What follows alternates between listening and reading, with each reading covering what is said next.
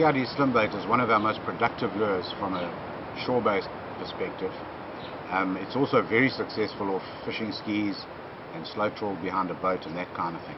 There are a couple of little tricks about it though. It comes rigged with trebles. If you're going to fish for fish that grab the lure and let go very quickly, I'd suggest you keep the trebles. But most of the fish that we fish for are big fish, they pull hard, and that's where we use the singles. When you hook a fish with this, it generally doesn't come off. Because it's a long lure, the fish shake it like this when they hook it, and if you hook a fish at the back here, when he shakes it, there's a lot of resistance in the water and it can make a big wound where the hook's gone in. It can also straighten trebles without you even pulling. So my preference is definitely with the singles. As you can see, or hear, there's some ball bearings inside here. And when you cast, they all go to the back, which makes this lure travel very nicely through the air.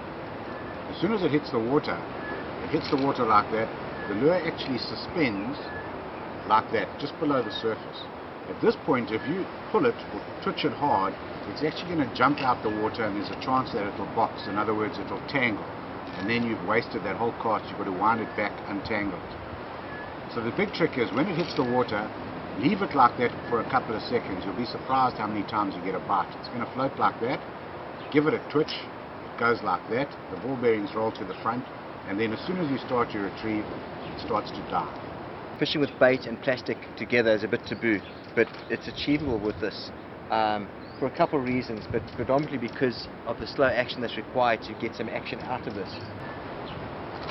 The Slimbait has just come in a much bigger version, very exciting. There's the one that we're all accustomed to, the 175 at about 30 grams. And we've caught an enormous amount of fish on this, and sometimes some of the fish you catch are hardly much bigger than the lure. That's what got us wondering about what would happen if you went to a much bigger lure. And it's been unbelievable. The size of the fish has definitely increased, but also you can use it on a much heavier rod. So instead of using the normal sort of 30-pound outfits, we can go to 50 and 60-pound outfits with the bigger lure. As you can see, this is a 22 coming in at 60 grams, and it's substantially bigger than the other lure. This is going to make a huge difference, and even the guys on the fishing skis, jet skis, etc., I think are going to catch a lot of fish on this lure. Very exciting, big lure. Guys, I can't wait to get this one in the water for that bus tuna.